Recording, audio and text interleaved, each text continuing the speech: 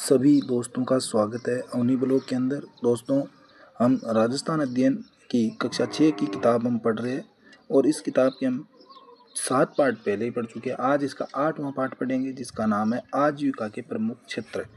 और ये जो बुकें हैं राजस्थान अध्ययन की, चाहे वो कक्षा 6 की हो, 7, 8, 9, 10 और 11 और 12 की हो, आजकल बहुत ही ज़्यादा इम्पोर्टेंट बन गई है, क्योंकि यहाँ से चाहे आरपीसी हो चाहे आरएसएस बोर्ड हो, दोनों के द्वारा प्रश्न सीधा यहाँ से पूछा जा रहा है। अभी वन फार में आपने देखा होगा कि सीधा लाइन टू लाइन यहाँ से उठाकर क्वेश्चन पूछे गए। तो चलिए इस पार्ट को हम पढ़ेंगे। अगर आपको इस किताब की या सभी किताबों की पीडीएफ चाहिए तो आप यूट्यूब चैनल पर कमेंट कीजिए, मैं सारी की सारी पीडीएफ आपको उपलब्ध करवा दूंगा, जिसको आप प्रिंट आउट निकलवा कर अध्ययन कर सकते हो। तो चलिए, सबसे पहले हम कुछ चीज़ें बात करेंगे। देखिएगा, अगर हम बात करें तो राजस्थान की 60% जो भूभाग है वो क्या है, राजस्थान का मरुस्थलीय। हम पढ़ते हैं कि राजस्थान का 61% भूभाग क्या रहता है, यहाँ पर मरुस्थलीय रहता है। जब भौतिक विभाजन ने पहले पढ़ा था, यहाँ अधिकांश कृषि मानसून पर निर्भर है। यानी यहाँ कृषि तो होती है, लेकिन वो कृषि किस पर निर्भर है, मानसून पर वो कृषि क्या होती है, यहाँ पर निर्भर होती है राजस्थान के अंदर हमारे यहाँ। और सबसे बड़ी बात यही है इसकी, यहाँ जो कृषि है वो किस पर निर्भर रहेगी, मानसून पर। अतः राजस्थान की कृषि को मानसून का जुआ कहा जाता है। प्रश्न ये आ चुका है कि मानसून का जुआ कहा जाता है। तो राजस्थान में जो कृषि करते हैं किसान, उस कृषि को ही मानसून का जुआ कहा जाता है। वर्ष भर में यहाँ पर 3 प्रकार की फसलें हैं, वो मुख्य रूप से जो किसान भाई हमारे वो उपजाते हैं। तो सबसे पहला जो प्रकार है वो प्रकार कौन सा आता है, वो प्रकार आता है रबी की फसल। रबी की फसल की बात करें तो रबी की फसल की बुआई हमें पता है सर्दी के अंदर क्या करते हैं, हम बुआई करती है, तथा ग्रीष्म प्रारंभ होते हुए मार्च अप्रैल में इसकी कटाई होती है। यानी मुख्य रूप से अगर बात करें रबी की फसल की, तो आपको ध्यान रखना है कि रबी की जो फसल है इसकी बुआई है वो अक्टूबर नवंबर के अंदर होती है, और इसकी जो कटाई है वो यहाँ पर मार्च अप्रैल में कर दी जाती है। प्रमुख फसल कौन कौन सी है, तो गेहूँ है, जौ है, चावल है, चना और सरसों। ये किसकी फसलें हैं, रबी की फसलें हैं। ये हमें मुख्य रूप से क्या रखना है, ध्यान। ठीक है, अगली जो है वो हमारी फसल का प्रारूप है, वो है खरीफ की फसल। कौन सी फसल, खरीफ की फसल। खरीफ की फसल की बात करें तो वर्षा ऋतु में प्रारंभ होती है, यानी अब जो समय चल रहा है ना, यानी कि मध्य जून से लेकर जुलाई तक, या फिर जून जुलाई में खरीफ की फसल को बोया जाता है, और इसको हम मुख्य रूप से सितंबर अक्टूबर के अंदर इसकी कटाई हम पूरी कर लेते हैं। इसमें मुख्य रूप से फसल कौन सी आएगी, ज्वार, बाजरा, मूंग, कपास, गन्ना, मूंगफली, तिलहन फसलें मुख्य रूप से जो होती है वो खरीफ की फसलों में आती है। और फिर एक अन्य प्रकार है फसलों का, वो होता है जायद की फसल। जायद की फसल क्या होती थी, मार्च अप्रैल से जून जुलाई तक, यानी जो खाली जो समय था भाई, हमने रबी की फसल बोई, मार्च अप्रैल में काट ली, उसके बाद अप्रैल मई और लगभग आधा जून या पूरा जून तक समय हमारे पास 3 महीनों का समय है। तो इन 3 महीनों में क्या करती है, सब्जियां वगैरह बोती है, जैसे तरबूज, खरबूज, ककड़ी वगैरह, उसे क्या कहा जाता है, जायद की फसल यहाँ पर कहा जाता है। लेकिन अगर बात करें हम, तो कृषि की दृष्टि से राजस्थान में कुछ चीज़ें पिछड़ापन है। इसका प्रमुख कारण क्या है, वो देखो। सबसे पहला कारण है प्राकृतिक कारण। क्यों, क्योंकि यहाँ पर बार बार सूखा पड़ता है। यहाँ पर लगभग प्रत्येक 3 साल के बाद अर्धाकाल और 5-6 साल के बाद पूर्ण रूप से अकाल पड़ता है। इसके अलावा रेतीली भूमि है, जो नमी धारण करने की क्षमता इसमें बहुत ही कम होती है। बंजर भूमि बहुत ज़्यादा पाई जाती है, और मृदा अपर्दन सबसे बड़ी समस्या है, क्योंकि ह्यूमस जो मिट्टी का ऊपरी पार्ट होता है वो अपर्दन के कारण चला जाता है, जिसके कारण जो भूमि है वो बंजर सी हो जाती है। दूसरा है आर्थिक कारण। किसान निर्धन है, उपज कम होती है, पुरानी तकनीक आज भी हमारे पास है, सिंचाई हमारे पास होती नहीं है, और जो उत्तम खाद बीज की जो होनी चाहिए, उन्नत बीजों का प्रयोग होना चाहिए, वो नहीं कर पा रहे हैं यहाँ राजस्थान के किसान। इसलिए ये कृषि की दृष्टि से क्या है, थोड़ा पिछड़ा हुआ है। और फिर तीसरा कारण है संगठनात्मक कारण। भू स्वामित्व की समस्या भी है और नीतिगत कमजोरियां भी, क्योंकि किसानों के पास अपनी जमीन है ही नहीं, और सरकारें भी कर रही है लेकिन वो उस प्रकार की चीज़ें नहीं कर पा रही है जिससे इसमें कृषि में वृद्धि हो सके। अब बात करते हैं राजस्थान में कृषि की कुछ एक विशेषताएं। तो सबसे पहले बात करें तो देश में सर्वाधिक बाजरा, सरसों और ग्वार, सरसों, बाजरा और ग्वार का उत्पादन कहाँ होता है सबसे ज़्यादा? राजस्थान में। राजस्थान को कहा जाता है सरसों का देश। गुजरात के बाद राजस्थान में या फिर भारत में मूंगफली का सबसे ज़्यादा उत्पादन होता है राजस्थान में। यानी मूंगफली उत्पादन की दृष्टि से हमारे राजस्थान का कौन सा नंबर आता है? तो सेकंड नंबर।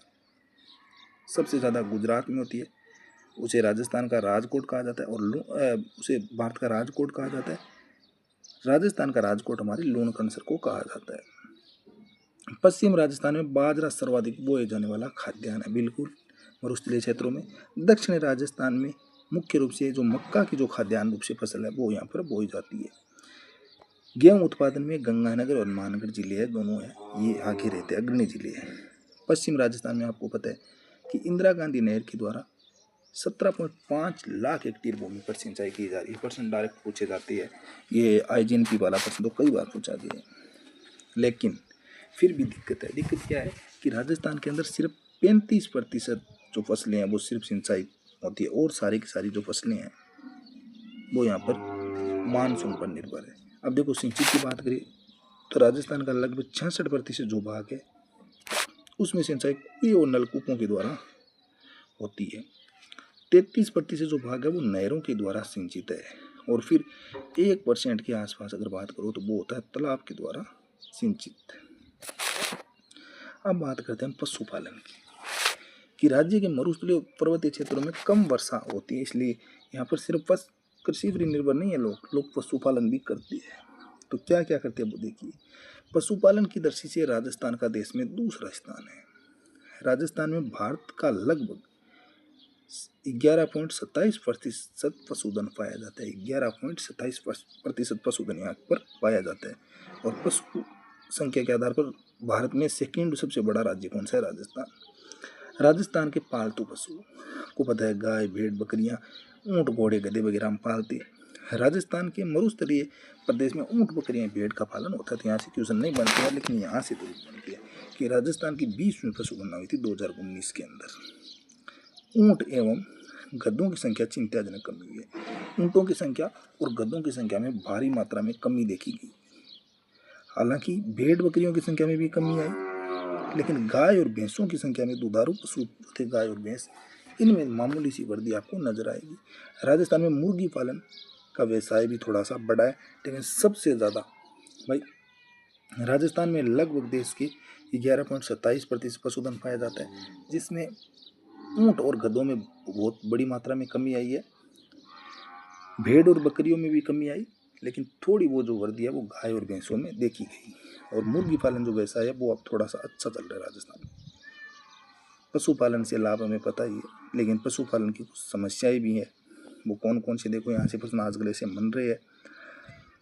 एक तो यहाँ पर पशुओं को पौष्टिक आहार नहीं मिल पा रहे, कमजोर नस्ल की पशु हैं जो ज़्यादा दूध दे या ज़्यादा उन्नत किस्म की जो आपकी होती है पशुधन, वो हमारे पास है नहीं। चारागाह के लिए पर्याप्त भूमि नहीं है हमारे पास। हम अभी भी परंपरागत तरीके से पशुपालन करते हैं। हम सिर्फ इसलिए रखते हैं कि घर के लिए मतलब दूध हो जाए, दही हो जाए, बस। यानी व्यवसाय की दृष्टि से हम नहीं रखते पशुपालन। और बार बार सूखा अकाल के कारण पशुधन के चारे की समस्या बहुत ज़्यादा होती है। अब बात करते हैं राजस्थान में खनन।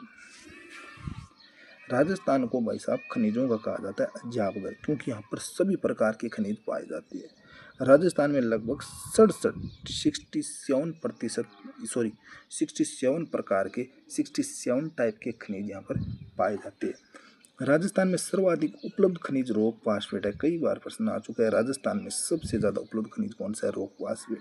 इसके अलावा कुछ ऐसे खनिज भी है जो सिर्फ और सिर्फ आपको राजस्थान में मिलेंगे, जैसे सीसा, जस्ता, जिप्सम, चांदी, संगमरमर।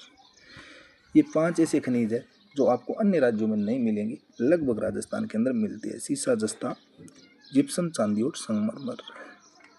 इसके अलावा यहाँ पर चूना पत्थर, टंगस्टन जैसे भी पाए जाती है। टंगस्टन का उपयोग आपको पता है कि जो बल्ब होता है उसका फिलामेंट बनाने में किया जाता है।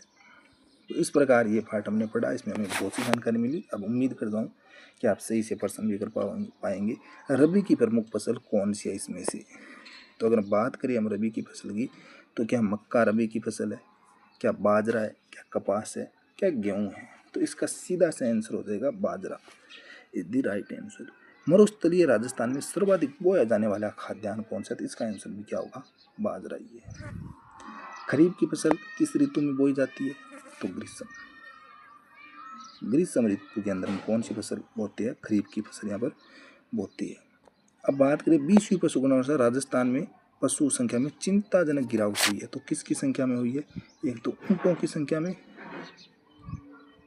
सॉरी थोड़ा सा पेन मुझे चेंज करना पड़ेगा। तो 20वीं पशुगणना बात करूँ तो एक तो ऊँटों की संख्या में क्या आ गई? भारी मात्रा में कमी आई, और गधों की संख्या में भी क्या आई है? कमी आपको देखने को मिली है। तो ये दो जानवरों की संख्या में कमी देखने को यहाँ पर मिली है। तो आप सबका धन्यवाद चैप्टर को पढ़ने के लिए। एक बार और देखो ना वीडियो, आपको सब समझ में आ जाएगा, क्योंकि नॉर्मल सी जानकारी यहाँ पर दे रखी है, लेकिन यहाँ से प्रश्न भी काफ़ी हद तक पूछे जाती है। अगर आपको PDF चाहिए तो पुनः बता दूं कि आप कमेंट कर दीजिए यूट्यूब पर, आपको PDF है यहाँ पर उपलब्ध करवा दी जाएगी। धन्यवाद।